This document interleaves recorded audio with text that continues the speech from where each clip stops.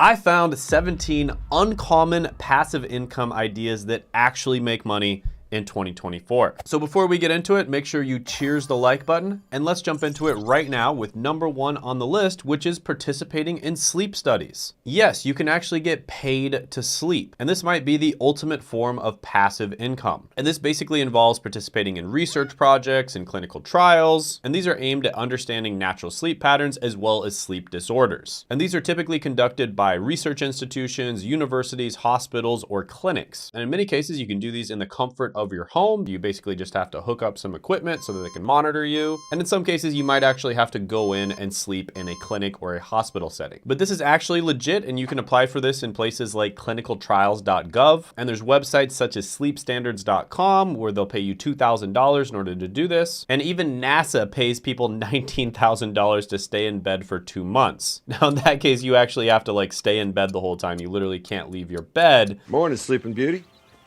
And I kind of just included that one as a joke, but there are many sleep studies out there that are legit. And even ZipRecruiter says that you make about $35.27 an hour participating in sleep studies. Obviously, it's not going to be a way to make like a full-time income or anything like that, but it's an interesting one to look into. I'll give it a 5.5 out of 10 opportunity score. By the way, if you appreciate my team and I spending hundreds of hours making each and every one of these videos, let us know by gently tapping that like button, and we'll make more of them in the future. Next is going to be renting out useful household items. And these could include things such as tools, appliances, and equipment. Because let's be honest, how often do you actually use your lawnmower or weed whacker? And you can actually do this very easily on platforms such as Neighbor, Fat Llama, or Rent My Items. So you'd basically just list different items that are laying around the house anyways that they could rent on the platform, and the platform pretty much takes care of all of the rest for you. And then if you ever need to actually use the item, you just temporarily close down the listing. It's that simple. And there's actually this funny article I saw where this guy talks about who is paying these prices because he's sharing all the dumb stuff that he rents out. For instance, he rents out a cornhole game, which is, I think everyone's probably played that before. You throw little bean bags at a board, as a hole in the center of it, and if you're able to get it in the hole, you score a point. He also rents out beer pong supplies and a beer pong table, and he even says that he makes up to $2,000 every single weekend just renting these things out. And he's only doing it as a side hustle. And here's a list of other things that he rents out just to give you some ideas. So yeah, as you can see, pretty easy way of making money. I'll go ahead and give this one a 9 out of 10 opportunity score. And by the way, guys, I was able to earn a full-time income from YouTube, and you can earn a full-time income from YouTube as well. And on Tuesday at 9 p.m. Eastern, I'm going to be hosting a live training where I'm going to be revealing the 5 biggest secrets on growing and monetizing your YouTube channel. And you can do this with less than 1 hour of work per day. So I'm basically going to be giving you a free roadmap to growing your YouTube channel. And I'm going to cover everything you need to know, from choosing your niche to choosing video ideas, and then the important parts of the process when it comes to making YouTube videos. And I'll take you through the steps and strategies that help me achieve a full-time income from YouTube within a few months. And during the live training, I'm actually going to be giving away a free mini course that took me a ridiculous amount of time to make. And I'm going to be answering any questions that you have about YouTube with a live Q&A. And there are limited seats, so make sure to sign up by clicking the link down in the description as well as the pinned comment below, and I'll see you there. Next is going to be renting out a driveway. Yes, this is one that not everybody can do. You do have to have a driveway, and you probably have to have a driveway in an area that people would actually want to park on. And this is especially good if you live right next to maybe like a big stadium or some kind of big event that happens every year. But if you do live in that kind of place, you probably already know about this anyways. But basically, you can charge people a ton of money just to park if you live right next to like the Kansas City Chiefs football stadium, for instance. But even if you don't live in a super convenient location, there are actually apps that still will help you do this. For instance, Just Park, Parkable, and Spot Hero basically allow individuals to list their driveways for rent and connect with drivers in need of parking spaces. So as an example, let's say somebody works like 2 blocks away from you in an office building and they just don't have any good parking spaces, or they have to pay for parking. They could just make a deal with you and then just park there every day, and then all they have to do is just walk 2 blocks away. And here's a story about a caregiver that makes $10,000 a year renting out his driveway. Like literally, like probably the most passive thing you could possibly do. Here's another story of somebody who makes about $200 per month per spot that they rent out, right? It's literally just a piece of concrete that's just sitting there doing nothing, and you can make $200 a month from it. And if you have a big driveway, well, wow, you can make a lot more. So yeah, this is another excellent way of actually making money that's like kind of like real passive income. You know, you basically just have to set it up one time and then it's good to go. I'm gonna go ahead and give this one a 9 out of 10 opportunity score. All right, so this next one is not quite as passive and it does require a little bit of expertise, but still a really good one. And that is domains trading. So this is basically where you buy different website domains that you think are gonna go up in value over time. And then you basically just hold them for a few years, do absolutely nothing with them, and then just sell them a few years later for sometimes 10 times the price. And this is honestly one of the most common ways that I've seen people make a little bit of passive income on the side. And it's pretty predictable. You know, for instance, when crypto or Bitcoin or, you know, Ethereum or whatever started to get really popular, a bunch of people just bought up every single crypto related platform, right? So crypto.com and cryptocoins.com and coinbase.com and cointelegraph.com, like literally anything that's even loosely related to cryptocurrency. And a lot of those domains are worth thousands or even tens of thousands of dollars now. And a lot of people bought them up for like 10 bucks or 50 bucks back in the day. So if you can foresee something getting really big in the next few years, like, you know, AI or maybe virtual reality, artificial intelligence, augmented reality, something along those lines, you can actually just go ahead and buy these domains. And then a few years from now, after doing absolutely nothing with them for that entire time, you can just go ahead and sell them. And there's a guy who's literally made millions of dollars selling domain names to big brands like CNN. And some of his sales included .com for 8.9 million. I might have to bleep that out, but I think you know what I mean. And he also sold iReport.com to CNN for $750,000. Now, of course, he got into this game very early, so he got into buying the domains probably in the 90s and early 2000s. So you're not going to be getting those really big domain names these days. But with that being said, there's still a lot of trends that are happening. Just pay attention to the trends that are popping up and then buy domain names that are related to those trends. So yeah, this one does require some expertise. You do have to practice. You do have to kind of do some research.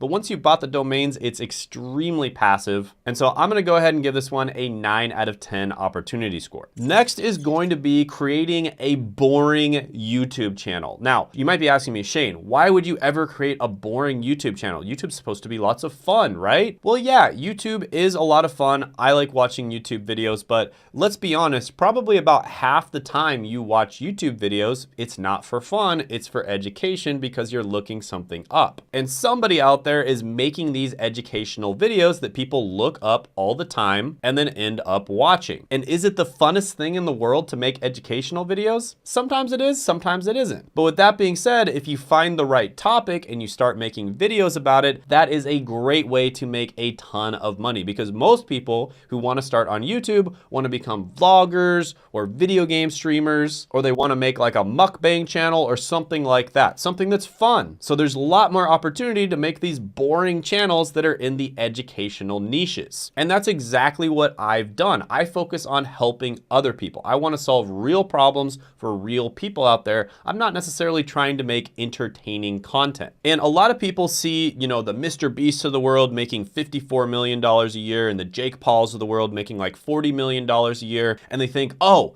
entertainment must be the way to make money. That's got to be the best way to do it, right? And the truth is, that is kind of like a winner-take-all market. Most of the people who start entertainment channels don't make any money at all. And in fact, a lot of them lose money. Whereas with educational channels, there's a lot less competition. There's a lot less people doing it. And so it's much easier to make money. And the coolest thing is when you make this searchable content, every single time you make a video, it's like you're putting a soldier out there that's going to live like an entire lifetime for you. And every single moment of their life is dedicated to bringing you more views, subscribers, and making you more money. So you do have to do the work up front, but once you put those videos out there, they're gonna be searchable for years. I get over 1 million searches a month just from my YouTube channel alone. Just from this one that you're watching alone, I get over 1 million views a month from. And that's all searchable views, right? Just people finding me from search. In fact, I think this last month I got over 2 million views from search alone. So yeah, if you're willing to put in the work, if you're willing to focus on solving other people's problems and,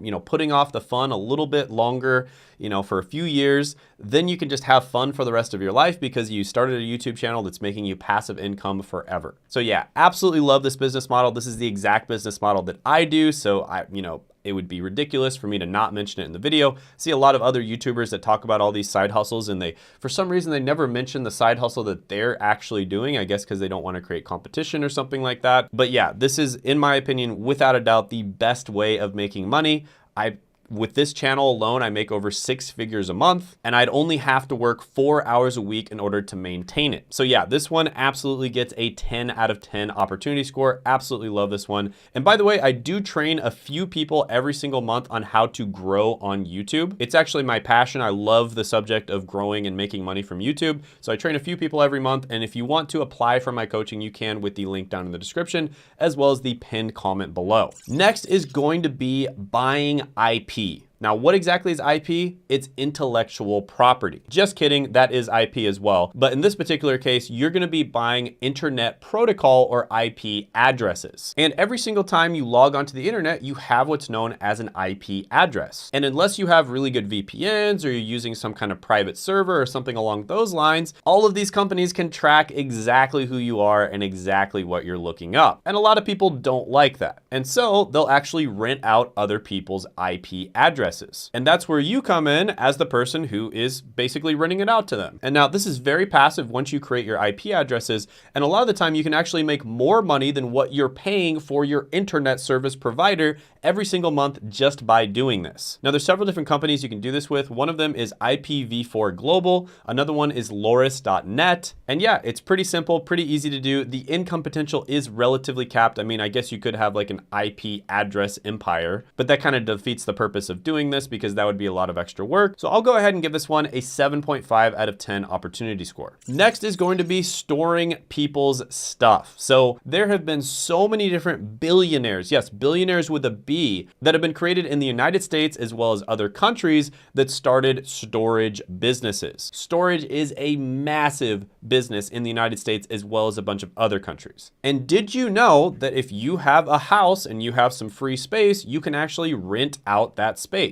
And you can do this on several different platforms such as Neighbor, Sparefoot, and Store at My House. And there's this story of this lady who made an extra $26,000 just renting out her extra yard space on an app, right? So you don't even have to have necessarily house space, just space in your yard. Here's a Reddit post of somebody who's making over $600 a month, literally just letting people park their vehicles and store their stuff on his property. And yeah, there's literally countless different stories of people doing this. And even if you live in kind of a small or medium-sized apartment, you can still make money doing this because the average rental price for a storage space, even a small storage space, is $60 to $180 per month. And the average rental price for a climate-controlled storage space is $75 to $225 a month. So if you already have your aircon on in your house anyways, guess what? That's a climate-controlled space and you can make even more money. So yeah, this is basically the Uber of the storage and rental market. Really like this one, super passive, like truly actually passive once you get it set up.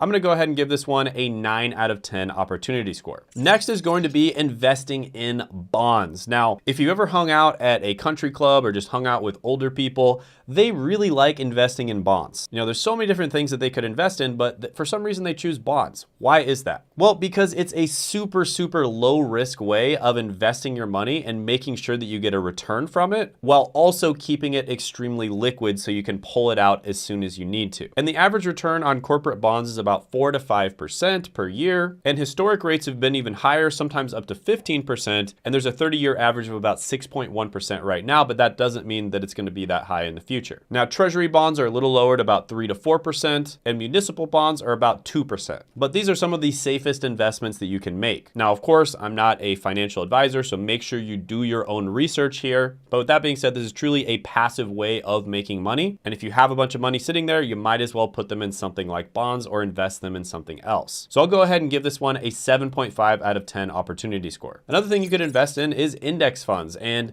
for instance, if you were to invest in the S&P 500, it's returned about 10% every year since we can remember. And the S&P 500 is basically the 500 largest companies. So this is another one that is considered to be an extremely safe investment. You can make a ton of money with it. I think a lot of people know about index funds. I'm a big fan of them. I'm gonna give this one a 9 out of 10 opportunity score. Now, a slightly riskier type of investing that's been getting extremely popular lately is actually investing in art. And there's a bunch of different platforms you can do this on. For instance, Artsy, Saatchi Arts, and Christie's. Now, art as an asset class, especially fine art, has been doing extremely well over the last 20 years. And in many cases, it's actually outperformed a lot of the other standard asset classes. Now, does that mean it's going to continue in the next 20 years? Absolutely not. But it is a way of diversifying your portfolio, and so therefore I thought I would go ahead and put it in the video. And the most expensive painting in the world, the Salvator Mundi by Leonardo da Vinci, was sold for a whopping $450 million.